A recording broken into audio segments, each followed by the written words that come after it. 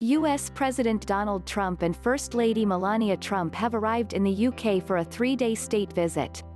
Air Force One landed at Stansted Airport at around 9 o'clock British Summer Time, 4 o'clock Eastern Time. Mr. Trump will meet members of the royal family and is expected to discuss climate change and Chinese technology firm Huawei during talks with outgoing Prime Minister Theresa May.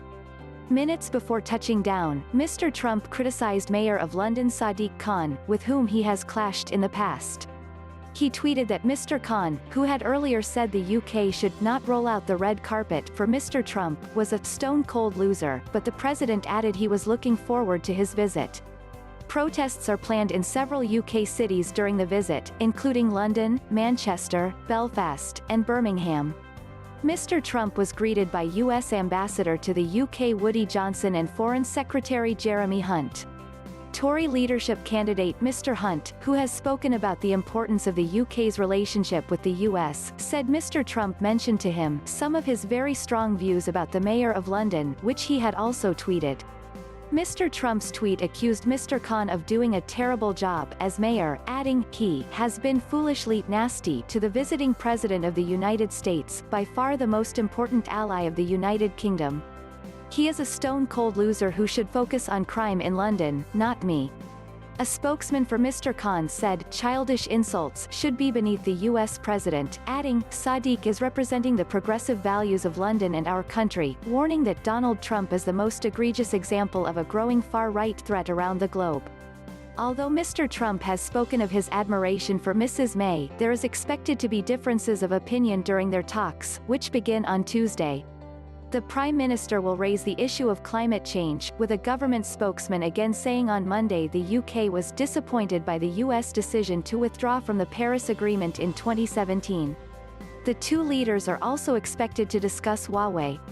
The US has blacklisted the Chinese firm for security reasons, while the UK may allow it to supply non-core components for its 5G network. Before the visit, President Trump told the Sun newspaper he was backing Conservative Party leadership contender Boris Johnson to be the next UK Prime Minister. He also told the Sunday Times that Brexit Party leader Nigel Farage, an arch critic of Mrs. May, should be involved in the government's negotiations to leave the EU. On Monday, the president will be given a tour of Westminster Abbey and will also meet Prince Charles and the Duchess of Cornwall for tea at Clarence House. In the evening, the Queen will host a state banquet at Buckingham Palace for the President and the First Lady Melania Trump. The Queen will be joined by the Duke and Duchess of Cambridge. The Duchess of Sussex will not attend following the birth of her son Archie, who is less than a month old. On Sunday, Mr. Trump denied calling the Duchess nasty, despite him using the word on tape. At Buckingham Palace, both the President and the Queen are expected to make a speech to guests, which will include prominent Americans living in Britain. Labour leader Jeremy Corbyn, House of Commons Speaker John Bercow, and Liberal Democrat leader Sir Vince Cable are all boycotting the state banquet. President Trump will be staying at the US Ambassador's residence Winfield House, in central London's Regent's Park. Mr. Trump's daughter, Ivanka, arrived in the UK before the president. On Sunday, she posted a picture from outside the Victoria and Albert Museum in West London where she had visited the Christian Dior exhibition. On Tuesday morning, President Trump and Mrs. May will host a business breakfast at St. James's Palace. Business leaders expected to attend include Barclays CEO Jas Staley, GlaxoSmithKline Chief Executive Emma Walmsley, Bay Systems Chairman Sir Roger Carr and the National Grid's John Pettigrew. President Trump will then visit Downing Street for further talks with Mrs. May, followed by a joint press conference. Protesters are organizing a national demonstration, which will start at Trafalgar Square at 11 o'clock on Tuesday. Both the Stop Trump Coalition and Stand Up to Trump protest groups said they would be present. The Met Police said it had a very experienced command team leading the operation to deal with the visit.